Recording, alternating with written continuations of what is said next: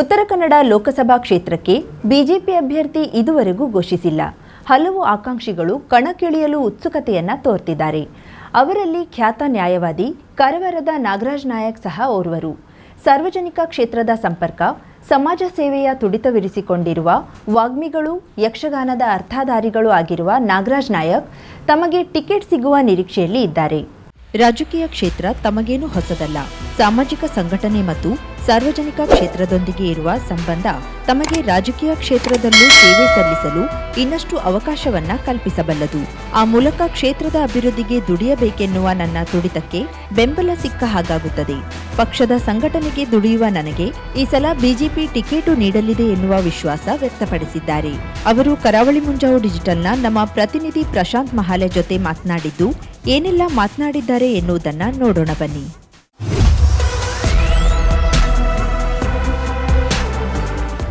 ಲೋಕಸಭಾ ಚುನಾವಣಾ ಅಖಾಡಕ್ಕೆ ವೇದಿಕೆ ಸಿದ್ಧವಾಗಿದೆ. ಆದರೆ ಉತ್ತರ ಕನ್ನಡ ಲೋಕಸಭಾ ಕ್ಷೇತ್ರಕ್ಕೆ ಇನ್ನೂ ಅಭ್ಯರ್ಥಿಗಳ ಪಟ್ಟಿ ಅಂತಿಮವಾಗಿಲ್ಲ. ಈಗಾಗಲೇ ಬಿಜೆಪಿ ಪಕ್ಷದಿಂದ ಉತ್ತರ ಕನ್ನಡ ಲೋಕಸಭಾ ಕ್ಷೇತ್ರಕ್ಕೆ ಖ್ಯಾತ ನ್ಯಾಯವಾದಿ, ಬಿಜೆಪಿ ಮುಖಂಡ ಹಾಗೂ ಸಾಕಷ್ಟು ಸಾಮಾಜಿಕ ಕಾರ್ಯಗಳಲ್ಲಿ ತಮ್ಮನ್ನು ತಾವು ತೊಡಗಿಸಿಕೊಂಡು ರಾಜ್ಯಾದ್ಯಂತ ಗುರುತಿಸಿಕೊಂಡಂತಹ ನಾಗರಾಜ್ ನಾಯಕರ ಹೆಸರು ಮುನ್ನೆಲೆಗೆ ಬರ್ತಾಯಿದೆ. ಇವತ್ತು ಅವರು ನಮ್ಮ ಜೊತೆ ಇದ್ದಾರೆ. ಈ ಬಗ್ಗೆ ಅವರು ಏನು ಹೇಳ್ತಾರೆ ಅಂತ ನೋಡೋಣ ಬನ್ನಿ. ಸರ್, ಈಗ ಲೋಕಸಭಾ ಚುನಾವಣೆ ಈಗಾಗಲೇ ಘೋಷಣೆ ಆಗಿದೆ. ಅದರಂತೆ ನಮ್ಮ ಈ ಉತ್ತರ ಕನ್ನಡ ಲೋಕಸಭಾ ಕ್ಷೇತ್ರದಿಂದ ಬಿಜೆಪಿ ಅಭ್ಯರ್ಥಿ ಆಕಾಂಕ್ಷೆ ಪಟ್ಟಿಯಲ್ಲಿ ನಿಮ್ಮ ಹೆಸರೇ ಮುನ್ನೆಲೆಗಿದೆ. ಇದಕ್ಕೆ ನೀವೇನು ಹೇಳಲಿಕ್ಕೆ ಇಷ್ಟಪಡ್ತೀವಿ? ಬಿಜೆಪಿ ಅಂತ ಹೇಳೋದು ಒಂದು ಫಲವತ್ತಾದಂಥ ಭೂಮಿಗೆ ಅದನ್ನು ಹೋಲಿಸ್ಬೋದು.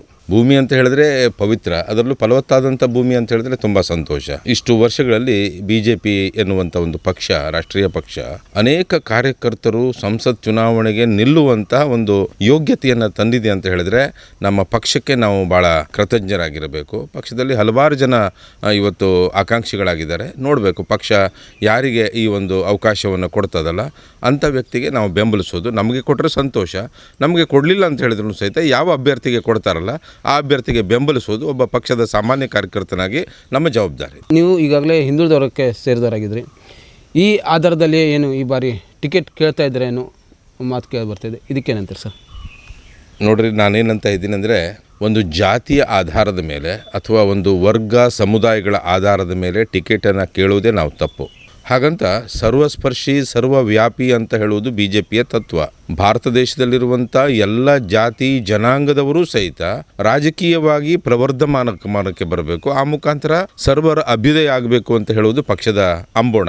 ಅಂಥ ಸಂದರ್ಭದಲ್ಲಿ ನಾನು ಹಿಂದುಳಿದವನು, ನಾನು ಮುಂದುವರಿದಂಥ ಸಮಾಜಕ್ಕೆ ಸೇರಿದವನು ಅಂತ ಹೇಳಿ ಏನು ಟಿಕೆಟನ್ನು ಕ್ಲೇಮ್ ಮಾಡ್ತಾ ಇದೆಯಲ್ಲ, ಅದು ಸರಿಯಾದ್ದಲ್ಲ. ಅದು ನಾನು ಭಾರತೀಯ, ನಾನು ಸನಾತನವಾದಂಥ ಒಂದು ಸಂಸ್ಕೃತಿಯಲ್ಲಿ ನಂಬಿಕೆ ಇದ್ದಂಥವ, ನಾನು ಬಿ ಜೆ ಪಿಯ ಒಬ್ಬ ಸಾಮಾನ್ಯ ಕಾರ್ಯಕರ್ತ. ಆ ನೆಲೆಯಲ್ಲಿ ನಾವು ಸೀಟನ್ನು ಕೇಳಬೇಕೇ ಹೊರತು ಯಾವುದೋ ಒಂದು ಸಮುದಾಯಕ್ಕೋ ವರ್ಗಕ್ಕೋ ಸೇರಿದವನು ಅಂತ ಹೇಳಿದರೆ ಅದನ್ನು ನಾನು ಒಪ್ಪುವುದಿಲ್ಲ. ಸರ್, ನಿಜ. ಹಾಗಿದ್ರೆ ಈ ಬಾರಿ ಏನು ಉತ್ತರ ಕನ್ನಡ ಲೋಕಸಭಾ ಕ್ಷೇತ್ರಕ್ಕೆ ಹಿಂದುಳಿದ ವರ್ಗಕ್ಕೆ ಟಿಕೆಟ್ ನೀಡಬೇಕು ಎನ್ನುವ ವಾದ ಭಾರಿಯಾಗಿ ಕೇಳಿಬರ್ತಾಯಿದೆ, ಇದಕ್ಕೇನು ಹೇಳ್ತೀರಿ ಸರ್? ನೋಡ್ರಿ, ಕೆಲವೊಮ್ಮೆ ಹಿಂದುಳಿದ ವರ್ಗಕ್ಕೆ ಟಿಕೆಟನ್ನು ನೀಡಬೇಕು ಅನ್ನುವಂಥ ವಾದ ಕೇಳಿಬರ್ತದೆ, ದಲಿತರಿಗೆ ನೀಡಬೇಕು ಅಂತ ಕೇಳಿಬರ್ತದೆ, ಮಹಿಳೆಯರಿಗೆ ನೀಡಬೇಕು ಅಂತ ಕೇಳಿಬರ್ತದೆ, ವಿದ್ಯಾರ್ಥಿ ನಾಯಕರಿಗೆ ಕೊಡಬೇಕು ಅಂತ ಕೆಲವು ಸಲ ಕೇಳಿಬರ್ತದೆ. ಹಾಗಾಗಿ ಹಲವಾರು ವಾದಗಳನ್ನು ಹಲವಾರು ಜನ ಒಡ್ಡುತ್ತಾರೆ. ಈ ಬಾರಿ ಹಿಂದುಳಿದ ವರ್ಗಕ್ಕೆ ಕೊಡಬೇಕು ಅನ್ನುವಂಥ ವಾದ ಇದೆ. ಆದರೆ ನಾವೇನಂತ ಹೇಳ್ತೀವಿ, ಬಿ ಜೆ ಪಿಯ ಕಾರ್ಯಕರ್ತ ನಾನು ಹಿಂದುಳಿದ ಜಾತಿಯವ ಅನ್ನುವಂಥ ಆಧಾರದ ಮೇಲೆ ಕೇಳಬಾರ್ದು. ಇವತ್ತು ನಾವು ಹೆಮ್ಮೆ ಪಡಬೇಕು. ಸತತವಾಗಿ 2 ರಾಷ್ಟ್ರಪತಿಗಳನ್ನು ಇವತ್ತು ನಮ್ಮ ಪಕ್ಷ ಒಂದು ಈ ದೇಶಕ್ಕೆ ಕೊಡುವಂಥ ಒಂದು ವ್ಯವಸ್ಥೆಗೆ ಹೇಗೆ ಶ್ರಮಿಸ್ತು ಅನ್ನೋದನ್ನು ನೋಡಬೇಕು. ರಾಮನಾಥ್ ಕೋವಿಂದರಾಗಲಿ ಅಥವಾ ಮಾನನೀಯ ದ್ರೌಪದಿ ಮುರ್ಮುರವರನ್ನಾಗಲಿ ಇವತ್ತು ರಾಷ್ಟ್ರಪತಿ ಸ್ಥಾನಕ್ಕೆ ತರುವಲ್ಲಿ ಬಿ ಜೆ ಪಿ ಪಟ್ಟಂಥ ಶ್ರಮವನ್ನು ನೋಡಿ. ಹಾಗಾಗಿ ಸಮುದಾಯದವರಿಗೆ, ತಳಮಟ್ಟದವರಿಗೆ ಅಥವಾ ಸಮಾಜದಲ್ಲಿ ಒಂದು ಅವಕ್ರಪೆಗೆ ತುತ್ತಾದಂಥವರಿಗೆ ಎಲ್ಲರನ್ನ ಮೇಲೆತ್ತಬೇಕು ಅನ್ನುವಂಥದ್ದು ಪಕ್ಷದ ಧೋರಣೆಯಾಗಿದೆ. ಆ ಪ್ರಕಾರ ಹಿಂದುಳಿದವರು, ಮುಂದುಳಿದವರು, ಪುರುಷರು, ಸ್ತ್ರೀಯರು, ಹೀಗೆ ಎಲ್ಲರಿಗೂ ಪಕ್ಷ ನ್ಯಾಯವನ್ನು ಕೊಡ್ತದೆ ಅನ್ನುವಂಥ ಒಂದು ಮನದಾಳದ ಇಂಗಿತ ನಮಗಿದೆ ಸರ್. ಹಾಗೆ ಉತ್ತರ ಕನ್ನಡ ಉತ್ತರ ಕನ್ನಡ ಕ್ಷೇತ್ರದ ಏನು ಬಿ ಜೆ ಪಿ ಪಕ್ಷದಲ್ಲಿ ಹಿಂದುಳಿದ ವರ್ಗಕ್ಕೆ ಹೆಚ್ಚಿನ ಸ್ಥಾನಮಾನಗಳನ್ನು ಕೊಡ್ತಾ ಇಲ್ಲ. ಅಂದರೆ ಪಕ್ಷ ಸಂಘಟನೆ ಇರ್ಬೋದು ಅಥವಾ ಆಡಳಿತ ವರ್ಗದಲ್ಲಿ ಇಲ್ಲೆಲ್ಲೂ ಕೂಡ ಸ್ಥಾನಮಾನಗಳು ಸರಿಯಾಗಿ ನೀವು ನೀಡ್ತಾ ಇಲ್ಲ ಹಿಂದುಳಿದವರಿಗೆ ಎನ್ನುವ ಆರೋಪ ಕೇಳಿ ಬರ್ತಾಯಿದೆ, ಇದಕ್ಕೇನು ಹೇಳ್ತೀರಿ ಸರ್? ಆ ರೀತಿ ಏನಿಲ್ಲ. ಹಿಂದುಳಿದ ವರ್ಗಕ್ಕೆ ಸ್ಥಾನಮಾನಗಳನ್ನು ನಮ್ಮ ಪಕ್ಷ ಸಾಕಷ್ಟು ಕೊಟ್ಟಿದೆ. ನಾವು ಜಿಲ್ಲೆಯ ಜೊತೆಗೆ ರಾಜ್ಯ ಮಟ್ಟದ ಒಂದು ವಿಚಾರವನ್ನು ಮಾಡಬೇಕು, ರಾಷ್ಟ್ರ ಮಟ್ಟದಲ್ಲೂ ಸಹಿತ ನಾವು ನೋಡಬೇಕು. ಯಾವುದೇ ಒಂದು ಜಾತಿಯನ್ನು, ಒಂದು ಜನಪ್ರತಿನಿಧಿಯನ್ನು ಜಾತಿಯ ಆಧಾರದ ಮೇಲೆ ನಾವು ಸೂಚಿಸಬಾರದು. ಇವತ್ತು ಹಿಂದುಳಿದ ವರ್ಗದವರಾಗಲಿ ದಲಿತರಾಗಲಿ ಈ ದೇಶದಲ್ಲಿ ಎಷ್ಟು ಪ್ರಮಾಣದಲ್ಲಿ ರಾಜಕೀಯವಾದಂಥ ಸ್ಥಾನಮಾನವನ್ನು ಗಿಟ್ಟಿಸ್ಕೊಂಡಿದ್ದಾರೆ ಅನ್ನೋದನ್ನು ನೋಡಿದ್ರೆ ಖಂಡಿತವಾಗಿ BJP ಆ ರೀತಿಯ ಹಿಂದುಳಿದ ಮುಂದುವರಿದ ಅನ್ನುವಂಥ ಅನ್ಯಾಯವನ್ನು ಖಂಡಿತವಾಗಿ ಮಾಡಲಿಕ್ಕಿಲ್ಲ. ಹಾಗೆ ಏನು ಜಿಲ್ಲೆಯ BJPಯಲ್ಲಿ ಒಂದೇ ಸಮುದಾಯಕ್ಕೆ ಹೆಚ್ಚಿನ ಆದ್ಯತೆ ನೀಡಿ ಟಿಕೆಟ್ ನೀಡ್ತಾ ಇದೆ, ಹಾಗೆ ಇನ್ನುಳಿದ ಸಮುದಾಯವನ್ನು ಕಡೆಗಣೆ ಮಾಡ್ತಾ ಇದ್ದಾರೆ. ಈ ಬಗ್ಗೆ ಏನಾದ್ರು ಹೇಳಲಿಕ್ಕೆ ಇಷ್ಟಪಡ್ತಿದ್ದಾರೆ ಅಥವಾ ಹಿಂದುಳಿದ ಸಮುದಾಯವನ್ನು ಯಾವುದನ್ನು ಕಡೆಗಣನೆ ಮಾಡ್ತಾ ಇದ್ದಾರೆ, ಹೇಗೆ ಮಾಡಿದ್ದಾರೆ? ಹೇಗಂತಂದರೆ ಈ ಹಿಂದೆ ಏನು ಕಾಂಗ್ರೆಸ್ನಲ್ಲಿ BP ಕದಂ ಇರ್ಬೋದು ಅಥವಾ ದೇವರಾಯ ನಾಯಕರು ಅವರದು BV ನಾಯಕರು ಅಂತವರು ಇಂಥ ಇನ್ನುಳಿದ ಸಮುದಾಯಕ್ಕೆ ಅಲ್ಲಿ ಟಿಕೆಟ್ ನೀಡಿ ಅವರನ್ನು ಸಂಸದರನ್ನಾಗಿ ಮಾಡಲಾಗಿತ್ತು. ಆದರೆ BJP ಪಕ್ಷದಲ್ಲಿ ಜಿಲ್ಲೆಯಲ್ಲಿ ಹೀಗೆ ನೋಡಲಿಕ್ಕೆ ಹೋದರೆ ಇನ್ನೂವರೆಗೂ ಕೂಡ ಏನು ಒಂದೇ ಸಮುದಾಯಕ್ಕೆ ಈ ಒಂದು ಮಣೆ ಹಾಕ್ತಿರೋದನ್ನು ಕಂಡು ಬರ್ತಾ ಇದೆ. ಇದಕ್ಕೆ ನೀವೇನು ಹೇಳ್ತಿದ್ದೀರಿ ಸರ್? ನೀವು ಹೇಳ್ತಾ ಇರುವಂಥದ್ದು BP ಕದಂಬರಾಗಲಿ, BV ನಾಯಕರಾಗಲಿ ಅಥವಾ ದೇವರಾಯ ನಾಯಕರಾಗಲಿ ಕಾಂಗ್ರೆಸ್ಸಿನ ಆ ಕಾಲಘಟ್ಟದಲ್ಲಿ ಬೇರೆ ಬೇರೆ ಸಮುದಾಯಕ್ಕೆ ಸೇರಿದವರು ಸಂಸದರಾಗಿದ್ದರು ಅನ್ನುವಂಥದ್ದನ್ನು ಹೇಳ್ತಿದ್ದೀರಿ. ನೋಡ್ರಿ, ನಾವು ಹೆಚ್ಚು ಜಾತಿಯ ಬಗ್ಗೆ ಮಾತಾಡಬಾರ್ದು. ಹಾಗೆ ನೋಡೋಕೆ ಹೋದರೆ ನಮ್ಮ ಹೆಮ್ಮೆಯ ಪ್ರಧಾನಿಗಳಾದಂಥ ಮೋದಿಜಿಯವರು ಯಾರು? ಇವತ್ತಿನ ರಾಷ್ಟ್ರಪತಿಗಳು ಯಾರು? ಇವತ್ತು ಉತ್ತರ ಕನ್ನಡದಲ್ಲಿ ಪದ್ಮಶ್ರೀ ಪ್ರಶಸ್ತಿಗಳನ್ನು ಯಾವ ಜಾತಿಯನ್ನು ನೋಡಿ ಕೊಟ್ಟಿದ್ದಾರೆ? ಒಂದು ತಳ ಸಮುದಾಯ, ಬುಡಕಟ್ಟು ಸಮುದಾಯ, ಇವ್ರನ್ನೆಲ್ಲವನ್ನು ನೋಡಿ ಸನ್ಮಾನ್ಯ ಮೋದಿಜಿಯವರ ನೇತೃತ್ವದ BJP ಸರ್ಕಾರ, ನಾನು ಹೇಳಿದ್ನಲ್ಲ, ಸರ್ವಸ್ಪರ್ಶಿ ಸರ್ವವ್ಯಾಪಿ, ಪ್ರತಿ ಸಮುದಾಯಕ್ಕೂ ಸಹಿತ ಈ ದೇಶದ ಆಡಳಿತದಲ್ಲಿ ಭಾಗಿಯಾಗುವಂಥ ಒಂದು ಅವಕಾಶ ಬರಬೇಕು. ಈ ದೇಶದ ಗೌರವ ಸಮ್ಮಾನಗಳು ಪ್ರತಿ ಸಮುದಾಯಕ್ಕೂ ಸೇರಬೇಕು ಅನ್ನುವಂಥ ಭಾವನೆಯನ್ನು ನಮ್ಮ ಪಕ್ಷ ಇಟ್ಟುಕೊಂಡಿದೆ. ಹಾಗಾಗಿ ನೋಡ್ರಿ, ಮುಂದಿನ ದಿನಗಳಲ್ಲಿ ಅಥವಾ ಹಿಂದೆ ಆಗಿರುವಂಥ ಎಲ್ಲ ಒಂದು ಘಟನಾವಳಿಗಳನ್ನು ನೋಡಿದಾಗ ಎಲ್ಲ ವರ್ಗಕ್ಕೂ ಸಹಿತ ನ್ಯಾಯವನ್ನು ಪಕ್ಷ ಕೊಡ್ತಾ ಬಂದಿದೆ ಮತ್ತು ಕೊಡ್ತದೆ ಅನ್ನುವಂಥ ವಿಶ್ವಾಸ ಸಹಿತ ನಮಗಿದೆ. ಇದೀಗ ನಾನು ನಿಮ್ಮ ವೈಯಕ್ತಿಕ ವಿಷಯಕ್ಕೆ ಬರ್ತೇನೆ ಸರ್. ನೀವು ರಾಜಕಾರಣಕ್ಕೆ ಬಂದಿರುವ ಉದ್ದೇಶ ಏನು ಸರ್? ರಾಜಕಾರಣಕ್ಕೆ ಬರುವಂಥವನು ಯಾರೂ ಸಹಿತ ಸನ್ಯಾಸಿ ಆಗಿರಲಿಕ್ಕಿಲ್ಲ. ರಾಜಕಾರಣದಲ್ಲಿ ಒಂದಿಷ್ಟು ಜವಾಬ್ದಾರಿಗಳನ್ನು ಹೊರಬೇಕು ಅನ್ನುವಂಥ ಆಶೆ ಆಕಾಂಕ್ಷೆಗಳು ಎಲ್ಲರಲ್ಲಿಯೂ ಇರ್ತದೆ. ಆದರೆ ಪರಮ ವೈಭವನ್ನೇ ಅಂತ ಏನು ಹೇಳ್ತೀವಲ್ಲ, ಭಾರತವನ್ನು ಪರಮ ವೈಭವದ ಸ್ಥಿತಿಗೆ ನಾವು ಒಯ್ಯಬೇಕು ಅನ್ನುವಂಥ ಒಂದು ವಿಚಾರಕ್ಕೆ ಬದ್ಧರಾಗಿ ರಾಜಕಾರಣದಲ್ಲಿ ಇರ್ತಕ್ಕಂತಹದ್ದು.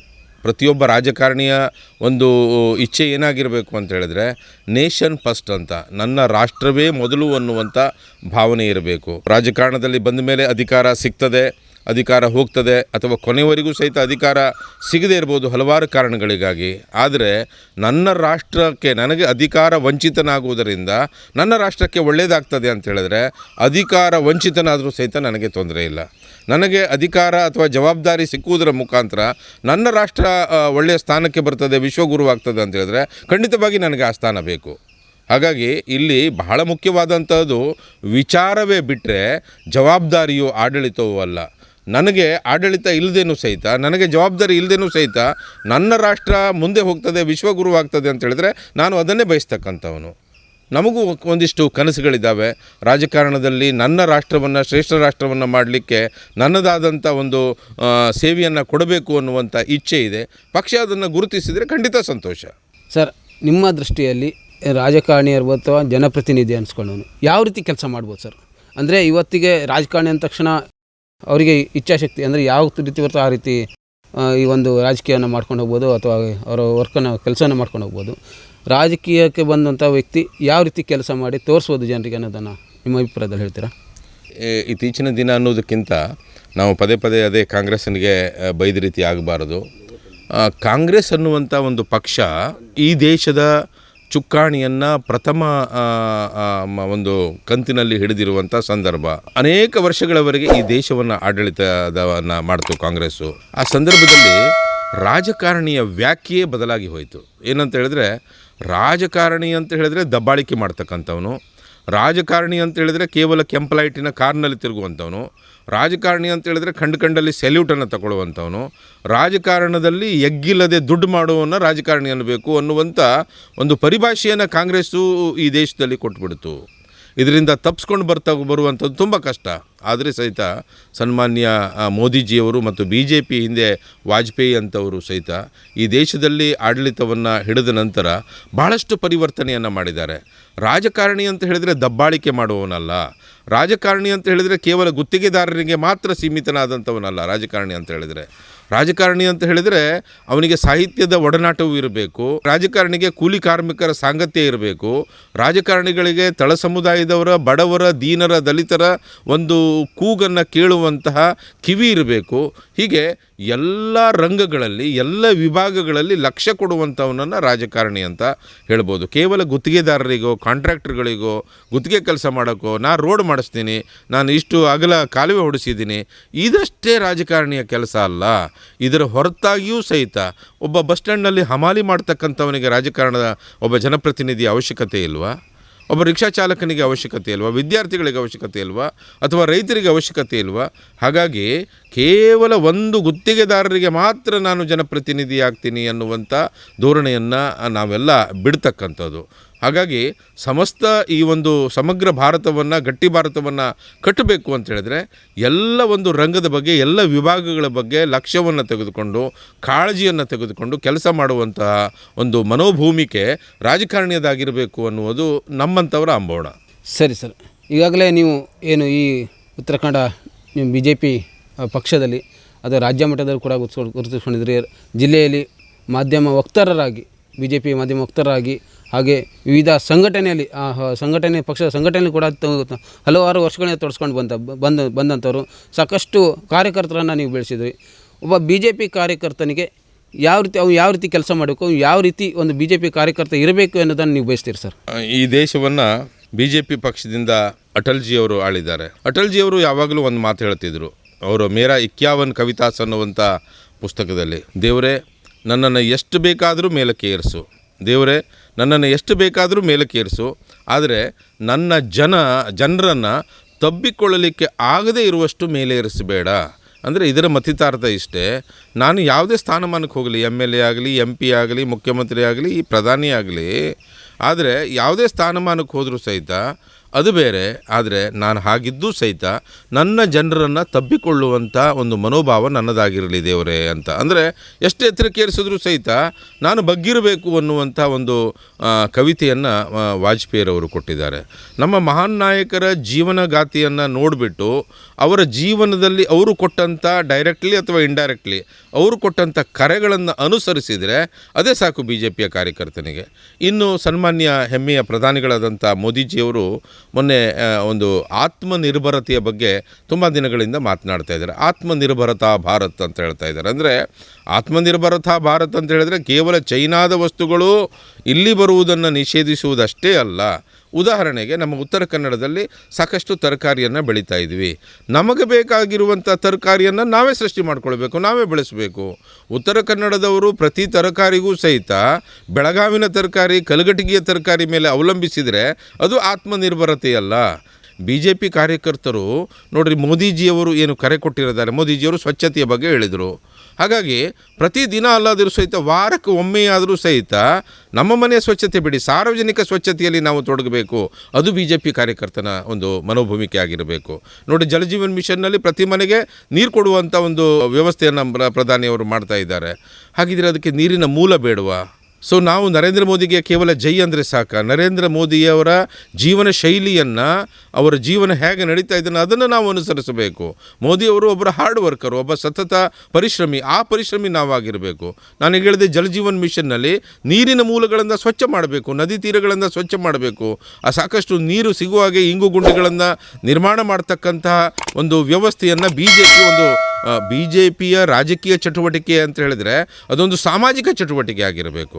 ಈಗಾಗಲೇ ನಮ್ಮ ಹಿರಿಯರು ಅನೇಕ ಬಾರಿ ಹೇಳಿದ್ದಾರೆ, BJP ಕೇವಲ ಎಲೆಕ್ಷನ್ ರಾಜಕಾರಣವನ್ನು ಮಾಡ್ತಕ್ಕಂಥ ಪಾರ್ಟಿ ಅಲ್ಲ, ಇದು ಭಾರತದ ಸಮಗ್ರ ಅಭ್ಯುದಯನ ಮಾಡುವಂಥ 24x7 24 ತಾಸು ದುಡಿಯುವಂಥ ಒಂದು ಕಾರ್ಯಕರ್ತರ ಪಡೆಯಾಗಬೇಕು. ಹಾಗಾಗಿ ನನ್ನ ದೇಶಕ್ಕೆ ಏನೆಲ್ಲ ಅನುಕೂಲಗಳು ಬೇಕು ಅದೆಲ್ಲವನ್ನು ಸಹಿತ ಚುನಾವಣೆ ಬಂದಾಗ ಚುನಾವಣೆ ಮಾಡೋಣ. ಬಾಕಿಯ ಸಂದರ್ಭದಲ್ಲಿ ನಾವೊಬ್ಬರು ರೋಲ್ ಮಾಡೆಲ್ ವ್ಯಕ್ತಿಯಾಗಿ ಸಮಾಜಕ್ಕೆ ಕಾಣಿಸ್ಕೊಳ್ಬೇಕು ಅಂತ ಹೇಳುವುದು ನನ್ನ ಹೇಳಿಕೆ. ಸರಿ ಸರ್, ಈಗಾಗಲೇ ಪಕ್ಷ ಏನಾದರೂ ನಿಮಗೆ ಟಿಕೆಟ್ ನೀಡಿ ನೀವು ಸಂಸದರಾಗಿ ಆಯ್ಕೆ ಆದಮೇಲೆ ಕ್ಷೇತ್ರವನ್ನು ಯಾವ ರೀತಿಯಲ್ಲಿ ಯಾವ ದಿಶೆಯಲ್ಲಿ ಮುನ್ನಡೆಸಲಿಕ್ಕೆ ಇಷ್ಟಪಡ್ತೀರಿ? ಅದು ಕ್ಷೇತ್ರ ಇರ್ಬೋದು, ರಾಜ್ಯ ಇರ್ಬೋದು, ಅಥವಾ ರಾಷ್ಟ್ರ ಮಟ್ಟದಲ್ಲಿ ಯಾವ ರೀತಿ ಕ್ಷೇತ್ರದ ಹೆಸರನ್ನು ಹಾಗೆ ಯಾವ ರೀತಿ ಮುನ್ನೆಲೆಗೆ ತರುವಂಥ ವ್ಯವಸ್ಥೆನ ಮಾಡಲಿಕ್ಕೆ ನೀವು ಪ್ರಯತ್ನ ಮಾಡ್ತೀರಿ ಅಂತ ಹೇಳ್ತೀರಾ? ನೋಡ್ರಿ, ಈಗಾಗಲೇ ಹೇಳಿದೆ, ಬಿ ಜೆ ಪಿ ಅಥವಾ ಇದಕ್ಕಿಂತ ಹಿಂದೆ ಇರುವಂಥ ಜನಸಂಘ ಅಥವಾ ನಮ್ಮ ಪರಿವಾರ, ಇಲ್ಲೇ ಇರುವಂಥ ತ್ಯಾಗ ಬಲಿದಾನಗಳನ್ನು ನೋಡೋಣ. ಅವರೆಲ್ಲರೂ ಮಾಡಿರುವಂಥ ತ್ಯಾಗ ಬಲಿದಾನಗಳ ಮುಖಾಂತರ ನಮಗೇನಾದ್ರು ನಾಳೆ ಅವಕಾಶಗಳು ಸಿಕ್ಕಿದ್ರೆ ನಾವು ಆಡಳಿತ ನಡೆಸುವಂಥದ್ದನ್ನು ಮಾಡ್ತೀವಿ. ಆದರೆ ಹಿಂದೆ ಆಗಿ ಹೋದಂಥ ತ್ಯಾಗಕ್ಕೆ ಕೇವಲ ತ್ಯಾಗದ ಪುನರುಚ್ಚಾರಣೆ ಸಾಕೋ, ಆ ತ್ಯಾಗಕ್ಕೆ ಬೆಲೆ ಬೇಡವಾ? ಇವತ್ತು ಜಮ್ಮು ಕಾಶ್ಮೀರದಲ್ಲಿ ಅವರಿಗೆ ಏನು ವಿಶೇಷ ಸ್ವಾಯತ್ತತೆ ಅಂತ ಏನಿದೆ, ಅದು 370 ತೆಗೆದುಹಾಕುವಂಥ ಸಂದರ್ಭದಲ್ಲಿ ಈ ಸಂಕಲ್ಪ ಯಾರ್ದಾಗಿತ್ತು? ಇದು ಬಿ ಜೆ ಪಿ ಪಕ್ಷ ಸ್ಥಾಪನೆಯ ಉದ್ದೇಶ ಆಗಿತ್ತು. ಅದು ಸಾಫಲ್ಯ ಆಯಿತು. ಹಾಗಾಗಿ ಈಗಾಗಲೇ ನಾನು ಹೇಳಿದೆ, ವಾಜಪೇಯಿಯವರವ್ರದ್ದು ಹೇಳಿದೆ, ಮೇರಾ 51 ಕವಿತಾಸ್ ಅಂತ. ಕಾರ್ಯಕರ್ತರ ಬಗ್ಗೆ ಸದಾ ಪ್ರೀತಿ, ದೇಶದ ಬಗ್ಗೆ ಸಮಾಜದ ಬಗ್ಗೆ ಸದಾ ಕಾಳಜಿ. ನಾನೊಬ್ಬ ಗೌರ್ಮೆಂಟ್ ಸರ್ವೆಂಟ್ ಅನ್ನುವಂಥ ರೀತಿಯಿಂದ ವರ್ತನೆ ಮಾಡಬಾರ್ದು. KCSR ಪ್ರಕಾರ 8 ತಾಸು ಕೆಲಸ ಮಾಡಿದ್ರಾಯ್ತು, 9 ತಾಸು ಮಾಡಲೇಬೇಕಂತೇನಿಲ್ಲ. ಆದರೆ ಒಬ್ಬ ಜನಪ್ರತಿನಿಧಿ ಸಾರ್ವಜನಿಕ ನೌಕರನಾಗಿರ್ತಾನೆ. ಗೌರ್ಮೆಂಟ್ ನೌಕರನಿಗೂ, ಸರ್ಕಾರಿ ನೌಕರನಿಗೂ, ಸಾರ್ವಜನಿಕ ನೌಕರನಿಗೂ ವ್ಯತ್ಯಾಸ ಇದೆ. ಇಲ್ಲಿ 8 ತಾಸು ಅಂತಲ್ಲ. ಅವು ಸಂದರ್ಭ ಬಂದರೆ 24 ತಾಸು ದುಡಿಲಿಕ್ಕೂ ಸಹಿತ ನಾವು ಸಿದ್ಧರಾಗಿರಬೇಕು. ಜಿಲ್ಲೆಯ ಪ್ರತಿಯೊಂದು ವ್ಯಕ್ತಿಗಳಿಗೆ ನಾವು ಅವರು ಇಚ್ಛಿಸಿದಾಗ ಆ ಕ್ಷಣಕ್ಕಲ್ಲಾದರೂ ಸಹಿತ ಒಂದಿಷ್ಟು ಕ್ಷಣದ ನಂತರ ನಾವು ಅವರಿಗೆ ದೊರಕಬೇಕು, ಅವರಿಗೆ ಭೇಟಿಯಾಗಬೇಕು, ಅವರ ಅಹವಾಲುಗಳನ್ನು ಕೇಳಬೇಕು. ಆಮೇಲೆ ಕೇಂದ್ರ ಸರ್ಕಾರ ಹೊರಡಿಸುವಂಥ ಎಲ್ಲ ಸಕಲ ಸವಲತ್ತುಗಳನ್ನು ಈ ಜಿಲ್ಲೆಗೆ ತರುವಲ್ಲಿ ಶ್ರಮಿಸಬೇಕು. ಕೇವಲ ಗುತ್ತಿಗೆದಾರರ ಜನಪ್ರತಿನಿಧಿಯಾಗದೆ ಸಮಾಜದಲ್ಲಿರುವಂಥ ಎಲ್ಲ ರಂಗಗಳ ಒಂದು ಜನಪ್ರತಿನಿಧಿ ಆಗಬೇಕು ಅನ್ನುವುದು ನನ್ನ ಒಂದು ಧೋರಣೆ. ಪಕ್ಷ ಅವಕಾಶ ಮಾಡಿಕೊಟ್ರೆ ಅದಕ್ಕೆ ಸಂತೋಷ, ಇಲ್ಲ ಅಂತ ಹೇಳಿದ್ರೆ ಪಕ್ಷ ಯಾರಿಗೆ ಅವಕಾಶ ಕೊಡ್ತದೆಯೋ ಅವರಿಗೆ ಖಂಡಿತವಾಗಿ ಬೆಂಬಲ. ನಿಜ ಸರ್. ಇನ್ನೊಂದು ಸರ್, ಮುಖ್ಯವಾಗಿ ಒಂದು ವೇಳೆ ಪಕ್ಷ ನಿಮಗೆ ನೀಡದೇ ಇದ್ದ ಪಕ್ಷದಲ್ಲಿ ನೀವು ಯಾವ ರೀತಿ ಬೇಸರ ಆಗ್ತಿರೋ, ಅಥವಾ ಮತ್ತು ಪಕ್ಷ ಸಂಘಟನೆಯಲ್ಲಿ ಯಾವ ರೀತಿ ತೋರಿಸ್ಕೊಳ್ತೀರಿ, ಏನಂತ, ಹೇಗೆ ಅಂತ ಏನಾದ್ರು ಹೇಳಲಿಕ್ಕೆ ಇಷ್ಟಪಡ್ತೀರಿ ಸರ್? ಬೇಸರ ವ್ಯಕ್ತಪಡಿಸುವಂಥ ಪ್ರಶ್ನೆ ಇಲ್ಲ. ಯಾಕಂತ ಹೇಳಿದ್ರೆ ಎಷ್ಟೋ ವರ್ಷಗಳವರೆಗೆ ರಾಜಕಾರಣವನ್ನು ಮಾಡಿ, ರಾಜಕಾರಣದಲ್ಲಿ ಕನಿಷ್ಠ ಒಂದು ಪಂಚಾಯತ್ ಮೆಂಬರು ಸಹಿತ ಆಗದೆ ಹೋಗಿರುವಂಥ ಎಷ್ಟೋ ಸಂಘಟನೆಯಲ್ಲಿ ದುಡಿದಂಥ ಮಹಾನುಭಾವರಿದ್ದಾರೆ. ಪಾಪ ಎಷ್ಟೋ ಕಾಲ್ನಡಿಗೆಯಲ್ಲಿ ನಡೆದಿದ್ದಾರೆ, ಉಪವಾಸ ಬಿದ್ದಿದ್ದಾರೆ. ಈ ಪಕ್ಷವನ್ನು ಕಟ್ಟಲಿಕ್ಕೆ ಇವತ್ತು ಭಾರತದ ಕಡೆಗೆ ಇಡೀ ವಿಶ್ವ ಕಣ್ಣರಳಿಸಿ ನೋಡ್ತಾ ಇದೆ, ಎವೆಯಿಕ್ಕದೆ ನೋಡ್ತಾ ಇದೆ. ಇದಕ್ಕೆಲ್ಲ ಕಾರಣಕರ್ತರು ಯಾರು ಅಂತ ಹೇಳಿದ್ರೆ, ತೆರೆ ಹಿಂದಿರುವಂಥ ಅನೇಕ ಸಂಘಟಕರು. ಪಾಪ 2 ಪಂಚೆ ಅವ್ರ ಹತ್ರ ಇರುವಂಥದ್ದು, 2 ಅಂಗಿ, ಇದಿಷ್ಟು ಬಿಟ್ಟರೆ ಬೇರೆ ಏನೂ ಇರಲಿಲ್ಲ. ಅಂಥವರೆಲ್ಲ ಶ್ರಮ ಬಲಿದಾನ ಅಥವಾ ಅವರ ತ್ಯಾಗದ ಮುಂದೆ ನಮ್ಮ ತ್ಯಾಗ ಯಾವ ಲೆಕ್ಕ? ಒಂದು ವೇಳೆ ಪಕ್ಷ ಕೊಡ್ತು ಅಂತ ಹೇಳಿದ್ರೆ ಆನಂದ, ಕೊಡಲಿಲ್ಲ ಅಂತ ಹೇಳಿದ್ರೆ ಯಾವ ವ್ಯಕ್ತಿಗೆ ಕೊಡ್ತೀವಿ ಅಂಥೇಳಿ ಅವರಿಗೆ ಬೆಂಬಲಿಸಬೇಕು. ಮೊನ್ನೆ ನೋಡಿ, ನಮ್ಮ ಮುಂದೆ ಒಂದೇ ಉದಾಹರಣೆ, ಪ್ರತಾಪ್ ಸಿಂಹರವರು. ಅವರು 2 ಬಾರಿ ಸಂಸದರಾದರು. ಒಳ್ಳೆಯ ಕೆಲಸ ಮಾಡಿರುವಂಥ ಭಾರತದ 10 ಸಂಸದರಲ್ಲಿ ಒಳ್ಳೆಯ ವ್ಯಕ್ತಿ ಅಂತ ಹೇಳಿ ಹೆಸರು ತೆಗೆದುಕೊಂಡವರು. ಅವರಿಗೆ ಅನಿವಾರ್ಯ ಕಾರಣಗಳು ಅಥವಾ ಬೇರೆ ಏನೋ ಕಾರಣಗಳಿಂದ ಅಥವಾ ಪಕ್ಷದ ನಿರ್ಧಾರ ಏನೇನೋ ಇರ್ತದೆ, ಆ ನಿರ್ಧಾರಗಳಿಂದ ಅವರಿಗೆ ಸೀಟು ಸಿಗಲಿಲ್ಲ. ಆದರೆ ತಕ್ಷಣಕ್ಕೆ ಅವರು ಮಹಾರಾಜರನ್ನು ಸಪೋರ್ಟ್ ಮಾಡಿ ಇವತ್ತು ಅಖಾಡಕ್ಕೆ ಇಳಿದಿಲ್ವ? ನಮ್ಮ ಮುಂದೆ ಇರುವಂಥ ಇತ್ತೀಚಿನ ಉದಾಹರಣೆ. ಹಾಗಾಗಿ ಭಾರತ ಭೂಮಿ ಎಂದೂ ಬಂಜೆ ಅಲ್ಲ. ಅಲ್ಲಿ ಒಳ್ಳೆಯವರು, ಪುಣ್ಯಾತ್ಮರು, ಒಳ್ಳೆಯ ಮನಸ್ಸಿನವರು ಹುಡ್ತಾನೆ ಇರ್ತಾರೆ. ಹಾಗಾಗಿ ದೇಶಕ್ಕಾಗಿ ಅಧಿಕಾರವನ್ನು ಹಿಡಿಯೋದಕ್ಕಿಂತ ದೇಶಕ್ಕಾಗಿ ತ್ಯಾಗ ಮಾಡುವುದರಲ್ಲೇ ಭಾಳ ಸಂತೋಷ ಇದೆ. ಹಾಗಾಗಿ ಅಧಿಕಾರ, ತ್ಯಾಗ ಇವೆರಡೂ ಸಹಿತ ನಿಜವಾದ ಕಾರ್ಯಕರ್ತನಿಗೆ ಒಂದೇ ಆಗಿರ್ತದೆ. ನನಗೆ ಅವಕಾಶ ಕೊಟ್ಟರೆ ಕೆಲಸ ಮಾಡ್ತೀವಿ, ಅವಕಾಶ ಕೊಡದಿದ್ದರೆ ಯಾವ ಅಭ್ಯರ್ಥಿಗೆ ಸೀಟನ್ನು ಕೊಟ್ಟಿದ್ದಾರೋ ಅವರಿಗಾಗಿ ಕೆಲಸ ಮಾಡ್ತೀವಿ. ಯಾಕಂತ ಹೇಳಿದ್ರೆ ಈ ಕೆಲಸ ಯಾರಿಗಾಗಿ ಮಾಡೋದು ಕೇಳಿದ್ರೆ ಭಾರತ ಮಾತೆಗಾಗಿ ಮಾಡೋದು, ಪಕ್ಷಕ್ಕಾಗಿ ಮಾಡೋದು, ವಿಚಾರಕ್ಕಾಗಿ ಮಾಡೋದು, ಸನ್ಮಾನ್ಯ ಮೋದಿಜಿಯವರ ಕೈಯನ್ನು ಬಲಪಡಿಸೋದಕ್ಕಾಗಿ ಮಾಡ್ತಕ್ಕಂಥದ್ದು. ಸರಿ ಸರ್. ಈಗಾಗಲೇ ನೀವು ಸಾಕಷ್ಟು ವರ್ಷಗಳಿಂದ ಪಕ್ಷದಲ್ಲಿ ದುಡಿದುಕೊಂಡು ಬರ್ತಾಯಿದ್ರಿ, ಪಕ್ಷ ಸಂಘಟನೆಯಲ್ಲಿ ತೋರಿಸ್ಕೊಂಡಿದ್ರಿ, ಪ್ರಮುಖ ಮುಖಂಡರಾಗಿ ನೀವು ಗುರುತಿಸ್ಕೊಂಡಿದ್ರಿ. ಇಲ್ಲಿಯ ಜಿಲ್ಲೆಯ ಆಗುಹೋಗುಗಳನ್ನು ಕೂಡ ಸಾಕಷ್ಟು ತಿಳಿದಂಥವ್ರು ನೀವು. ಈ ಬಗ್ಗೆ ಈ ಕೊನೆಯ ಒಂದು ಪ್ರಶ್ನೆಯಲ್ಲಿ ಏನಂತಂದರೆ, ಇಲ್ಲಿಯ ಕ್ಷೇತ್ರದ ಬಗ್ಗೆ, ಜನತೆಯ ಬಗ್ಗೆ ಏನು ಹೇಳಲಿಕ್ಕೆ ಇಷ್ಟಪಡ್ತೀವಿ? ಅದರಲ್ಲೂ ಉತ್ತರ ಕನ್ನಡ ಲೋಕಸಭಾ ಕ್ಷೇತ್ರ ಅಂತಂದರೆ ಕೇಂದ್ರ ಕ್ಷೇತ್ರ, ಬೆಳಗಾವಿ ಜಿಲ್ಲೆ, ಕಿತ್ತೂರು ಖಾನಾಪುರ ಕೂಡ ಇಲ್ಲಿ ಸೇರ್ಪಡ್ತಾಯಿದೆ. ಎಲ್ಲ ಜನತೆಗೆ ನೀವು ಕೊನೆಯದಾಗಿ ಏನು ಹೇಳಲಿಕ್ಕೆ ಇಷ್ಟಪಡ್ತಾಯಿದ್ರಿ? ಜನತೆಗೆ ಹೇಳುವುದು ಮತ್ತು ನಮಗೆ ನಾವೇ ಅಂದುಕೊಳ್ಳುವುದು, ಜನರ ಟ್ಯಾಕ್ಸ್ನ ಮೇಲೆ ನಾವು ಆಡಳಿತವನ್ನು ಮಾಡ್ತಾ ಇರ್ತೀವಿ, ಬದುಕ್ತಾ ಇರ್ತೀವಿ. ಪ್ರತಿ ಜನಪ್ರತಿನಿಧಿಗೆ ಇವತ್ತು ಒಂದು ಗೌರವಧನ ಅಥವಾ ಸಂಭಾವನೆ ಈ ರೀತಿಯೆಲ್ಲ ಇದೆ. ಇವೆಲ್ಲ ಜನರ ನಾಗರಿಕರ ಟ್ಯಾಕ್ಸಿನ ಮೇಲೆ ಅವರ ಬೆವರಿನ ಹಣ ನಮಗೆ ಬಂದು ಸೇರ್ತದೆ. ಹಾಗಾಗಿ ಪ್ರತಿಯೊಬ್ಬರೂ ಸಹಿತ ಸಮಯ ವಂಚನೆಯನ್ನು ಮಾಡಿಕೊಳ್ಳದೆ ಸಮಯದ ಅವಕಾಶವನ್ನು ಸರಿಯಾಗಿ ತೆಗೆದುಕೊಂಡು ಈ ಅವಕಾಶ ಎಲ್ಲರಿಗೂ ಸಿಗುವುದಿಲ್ಲ. ಜನಪ್ರತಿನಿಧಿ ಆಗುವಂಥ ಅವಕಾಶ ಎಷ್ಟೋ ಜನರಿಗೆ ಸಿಗುವುದೇ ಇಲ್ಲ. ಹಾಗಾಗಿ ಇದು ಪೂರ್ವಜನ್ಮದ ಪುಣ್ಯ ಅಂತ ಹೇಳಿ, ಇದೊಂದು ಪವಿತ್ರ ಕಾರ್ಯ ಅಂತ ಹೇಳಿ ಅದಕ್ಕೆ ಮಹತ್ವವನ್ನು ಕೊಡಬೇಕು. ಯಾವಾಗಲೂ ಕಾರ್ಯಕರ್ತರನ್ನಾಗಲಿ ನಾಗರಿಕರನ್ನಾಗಲಿ ತಿರಸ್ಕಾರದಿಂದ ನೋಡ್ತಕ್ಕಂಥ ಭಾವನೆಯನ್ನು ನಾವು ಎಂದಿಗೂ ಸಹಿತ ಬೆಳೆಸ್ಕೊಳ್ಬಾರ್ದು. ಇಲ್ಲಿ ವ್ಯಷ್ಟಿ, ಸಮಷ್ಟಿ, ಪರಮೇಷ್ಟಿ ಮೂರೂ ಇರ್ತದೆ. ವ್ಯಷ್ಟಿ ಅಂತ ಹೇಳಿದ್ರೆ ನಾನು ರಾಜಕಾರಣದಲ್ಲಿ ಮೇರೆ ಬರಬೇಕು ಅಂತ, ಖಂಡಿತ ಅದೇನು ತಪ್ಪೇನಿಲ್ಲ. ಸಮಷ್ಟಿ ಅಂತ ಹೇಳಿದ್ರೆ ನನ್ನ ದೇಶ, ನನ್ನ ಸಮಾಜ, ನನ್ನ ಬಾಂಧವರು, ನನ್ನ ಅಕ್ಕಪಕ್ಕದವರು, ಇವರ ಒಂದು ಒಳ್ಳೆಯ ಇದಾಗಬೇಕು. ಇನ್ನು ಪರಮೇಷ್ಠಿ ಅಂತ ಹೇಳಿದರೆ ನಾನು ಮಾಡುವಂಥ ಕೆಲಸವನ್ನು ದೇವರು ಮೆಚ್ಚಿಕೊಂಡಿದ್ದಾನೋ ಅನ್ನುವಂಥ ಒಂದು ಭಾವನೆಯನ್ನು ಇಟ್ಟುಕೊಂಡು ಸಾಗಿದರೆ ಪ್ರತಿಯೊಬ್ಬರೂ ಒಳ್ಳೆಯ ಜನಪ್ರತಿನಿಧಿ ಆಗಲಿಕ್ಕೆ ಸಾಧ್ಯ. ಇನ್ನು ಜನರಿಗೆ ಹೇಳೋದಂತ ಹೇಳಿದರೆ, ನಿಮ್ಮ ಜನಪ್ರತಿನಿಧಿ ಕೆಲಸ ಮಾಡದೇ ಇದ್ದಾಗ ಗೋಣು ಬಗ್ಗಿಸಿ ಜಿ ಹುಜೂರ್ ಅನ್ನೋದಕ್ಕಿಂತ ಯಾಕೆ ಕೆಲಸ ಮಾಡಲಿಲ್ಲ ಅನ್ನುವಂಥ ಪ್ರಶ್ನೆ ಮಾಡುವಂಥ ಮನೋಭಾವ ಜನರದಾಗಿದ್ದರೆ ಆಗ ಮಾತ್ರ ಪ್ರಜಾತಂತ್ರ ಸಾಫಲ್ಯ ಆಗ್ತದೆ, ಪ್ರಜಾತಂತ್ರ ಗೆಲ್ತದೆ, ಪ್ರಜಾತಂತ್ರ ಗೆಲ್ಲಬೇಕು. ನೋಡಿದ್ರಲ್ಲ ವೀಕ್ಷಕರೇ, ಇದು BJP ಮುಖಂಡ ನಾಗರಾಜ್ ನಾಯ್ಕರವರ ಮನದಾಳದ ಮಾತು. ಕ್ಯಾಮರಾ ಜರ್ನಲಿಸ್ಟ್ ಶಶಿಧರ್ ಜೊತೆ ಪ್ರಶಾಂತ್ ಮಹಾಲೆ, ಕರಾವಳಿ ಮುಂಜಾವು ಡಿಜಿಟಲ್, ಕಾರವಾರ.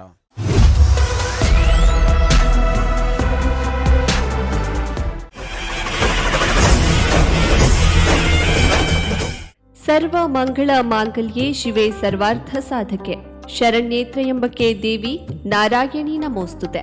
ಶಿರಸಿಯ ಜಗನ್ಮಾತೆ ಮಾರಿಕಾಂಬೆ ಜಾತ್ರೆಗೆ ಆಗಮಿಸುತ್ತಿರುವ ಸರ್ವ ಭಕ್ತರಿಗೆ ಹಾರ್ದಿಕ ಸ್ವಾಗತ ಸುಸ್ವಾಗತ.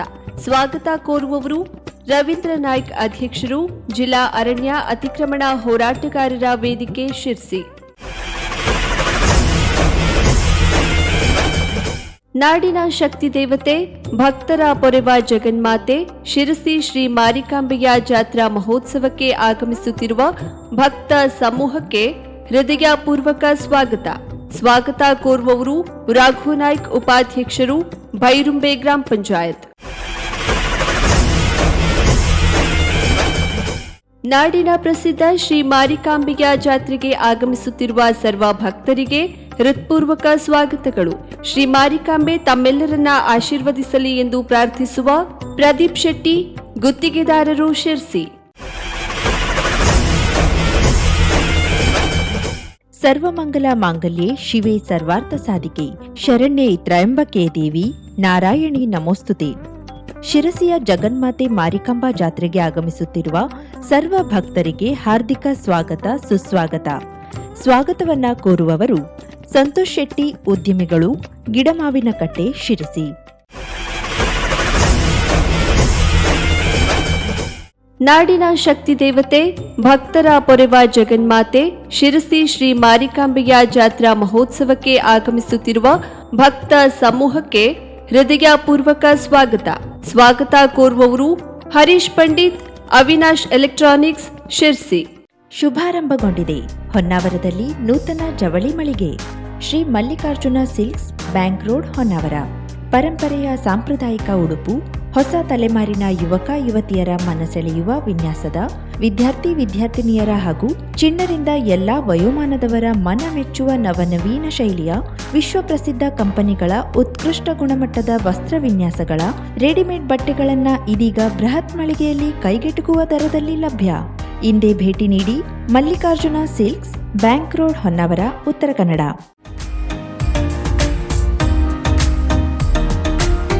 ಮಿಲನ್ ಎಂಟರ್ಪ್ರೈಸಸ್ ಬೃಹತ್ ಎಲೆಕ್ಟ್ರಾನಿಕ್ ಹಾಗೂ ಫರ್ನಿಚರ್ ಮಳಿಗೆ. ಉತ್ತರ ಕನ್ನಡ ಜಿಲ್ಲೆಯಲ್ಲೇ ಅತಿ ಹೆಚ್ಚು ಮಳಿಗೆಗಳನ್ನು ಹೊಂದಿರುವ, ಅತಿ ಹೆಚ್ಚು ಸಂತೃಪ್ತ ಗ್ರಾಹಕರನ್ನ ಹೊಂದಿರುವ ಮೂಲಕ ಹೆಗ್ಗಳಿಕೆಗೆ ಪಾತ್ರವಾಗಿರುವ ಏಕೈಕ ಸಂಸ್ಥೆ ಮಿಲನ್ ಎಂಟರ್ಪ್ರೈಸಸ್. ನಮ್ಮ ಮಳಿಗೆಗಳಲ್ಲಿ ಪ್ರಸಿದ್ಧ ಕಂಪನಿಗಳ electronic refrigerator, washing machine, LED TV, ಎಸಿಗಳು ಲಭ್ಯ.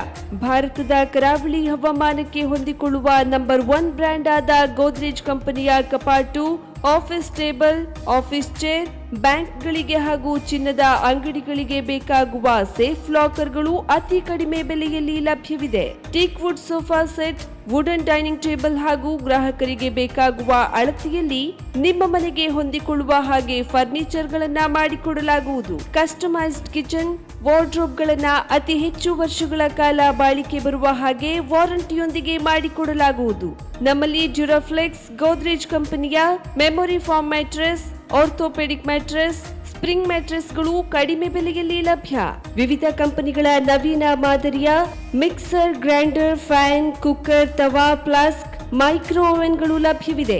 0% ಬಡ್ಡಿಯೊಂದಿಗೆ ಸ್ಥಳದಲ್ಲಿಯೇ ಬಜಾಜ್ ಫೈನಾನ್ಸ್ನಿಂದ ಸಾಲ ಸೌಲಭ್ಯವಿದೆ. ಮಿಲನ್ ಎಂಟರ್ಪ್ರೈಸಸ್ ನಲ್ಲಿ ಖರೀದಿ ಮಾಡುವ ಗ್ರಾಹಕರಿಗೆ ಡಿಸ್ಕೌಂಟ್ ಮತ್ತು ಗಿಫ್ಟ್ ಜೊತೆಗೆ ಪ್ರತಿ 2,000 ರೂಪಾಯಿಗಳ ಖರೀದಿಗೆ ಒಂದು ಬಂಪರ್ ಲಕ್ಕಿ ಡ್ರಾ ಕೂಪನ್ ನೀಡಲಾಗುವುದು. ಈ ಲಕ್ಕಿ ಡ್ರಾನಲ್ಲಿ 7 ಲಕ್ಷದವರೆಗೆ ಬಹುಮಾನ ಗೆಲ್ಲುವ ಅವಕಾಶ ನಿಮ್ಮದಾಗಿರುತ್ತದೆ. ಲಕ್ಕಿ ಡ್ರಾದಲ್ಲಿ 1 ಕಾರ್, 2 ಬೈಕ್ ಮತ್ತು ರೆಫ್ರಿಜಿರೇಟರ್, ವಾಷಿಂಗ್ ಮಷಿನ್ ಸೇರಿದಂತೆ 30 ಲಕ್ಕಿ ಗ್ರಾಹಕರಿಗೆ ಬಹುಮಾನ ಗೆಲ್ಲುವ ಅವಕಾಶ. ಗ್ರಾಹಕರ ಸಂತೃಪ್ತಿಗೆ ನಮ್ಮ ಮೊದಲ ಆದ್ಯತೆ ಎನ್ನುವುದು ಮಿಲನ್ ಎಂಟರ್ಪ್ರೈಸಸ್ನ ವಾಕ್ಯ. ಉತ್ತರ ಕನ್ನಡ ಜಿಲ್ಲೆಯ ನಮ್ಮ ಶೋರೂಮ್ಗಳಾದ ಮುಲ್ಲಾ ಸ್ಟಾಪ್ ಹತ್ತಿರ Kodibag road, Kajubag, Karwar, agriculture office ಎದುರುಗಡೆ ಮಾಸ್ತಿಕಟ್ಟೆ ರೋಡ್, ಹೊನ್ನಾವರ, ಸೀಮಾ ಕಾಂಪ್ಲೆಕ್ಸ್ ಹತ್ತಿರ Moni Basti main road, Bhatkal, Indian bank ಎದುರು CP Bazar road, Sirsi, JS building, JN road, Dandeli, KS building, Motikeri road, Haliyal. ಇಲ್ಲಿಗೆ ತಪ್ಪದೇ ಭೇಟಿ ನೀಡಿ ಸಂತೃಪ್ತರಾಗಿ.